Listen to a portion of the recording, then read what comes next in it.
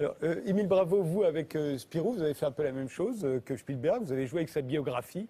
Dans le journal d'un ingénu, vous dites que Spirou s'appelle Jean-Baptiste, par exemple. Vous lui avez créé un passé qui n'existait pas. On a le droit de faire ça avec un personnage? Je vais poser la question après. Laurence Vatrin. Quand on commence. Alors déjà, je voulais dire par rapport à ce que vous disiez tout à l'heure, en fait, moi, quand j'ai repris Spirou, j'ai pas repris la série mère. Hein. J'ai fait en fait dans le cadre d'une collection qui a été créée justement pour demander à des auteurs de créer leur Spirou. C'est-à-dire, c'était vraiment un travail d'auteur. On a carte blanche, il n'y avait pas de cahier des charges, on était vraiment libre. Donc à partir de là, on m'a demandé si ça m'intéressait, si ça me parlait Spirou. Et ben moi, oui, je lisais ça quand j'étais enfant. Et il me semble que j'avais des questions. Je me posais des questions sur ce personnage et je voulais répondre donc à l'enfant que j'étais. Ces petits problèmes que me posait ce personnage, à savoir pourquoi il était habillé en groom alors qu'on ne le voyait jamais travailler dans un hôtel, par exemple. C'était l'idée de Robvel dès le début, qu'il l'a habillé en groom, voilà. Mais sans fournir d'explication. Parce que lui, apparemment, il était steward sur un bateau, il a eu cette idée à la fin. Bon, bref. Et alors déjà, voilà.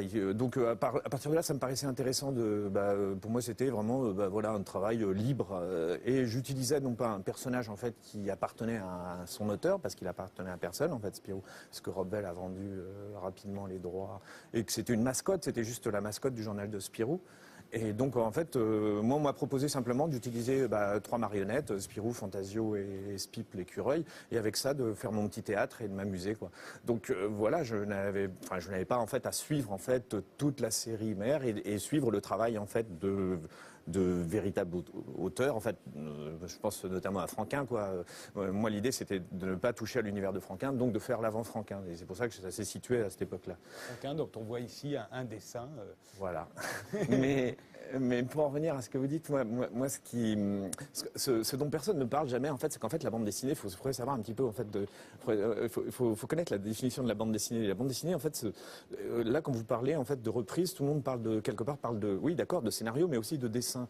Et en fait, j'ai l'impression que pour les gens, par exemple, tant que le dessinateur, ou tant qu'il y a des dessinateurs qui sont capables, en fait, de reprendre une série, finalement, le personnage existe.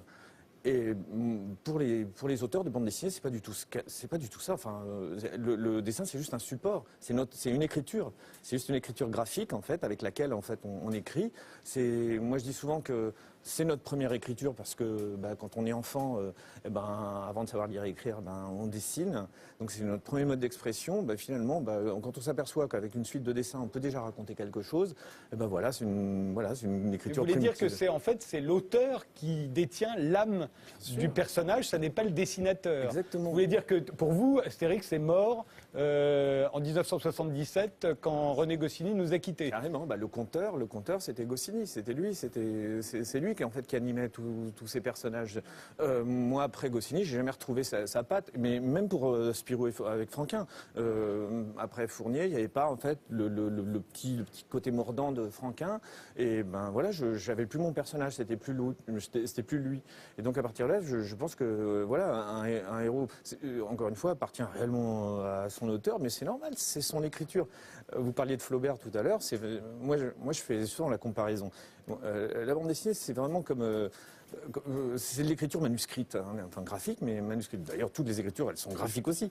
Mais c'est comme s'il n'y avait pas d'imprimerie. C'est-à-dire, en fait, on imaginait que, voilà, les livres, on les écrivait comme ça, comme des moines copistes, on les écrivait à la main, comme ça, et puis chacun faisait ses petits dessins, racontait son histoire avec son écriture graphique. Quand la personne décède, on ne peut pas demander à quelqu'un de reprendre l'œuvre. Chacun a son écriture, vous voyez. Ou alors, oui, ça se fait, mais c'est un exercice de style, quoi. Regardez ce qui s'est passé avec Autant en emporte le vent. Oui, qui a été Margaret refait. Mitchell. Bon, derrière, quelqu'un a voulu faire une suite. C'était calamiteux. J'ai oublié le nom de cette personne, américaine, mais elle l'a fait sur commande. Peut-être qu'elle a gagné des sous, mais elle nous a pas fait rêver. Mais alors, justement, moi je vous pose la question autrement. James Bond, par exemple, personnage mythique, a priori, c'est Ian Fleming qui détenait tout James Bond. Je voudrais vous donner un exemple. Voilà pour nous, pour tout le monde, dans le monde entier, la quintessence de James Bond, c'est ce qu'on va regarder là.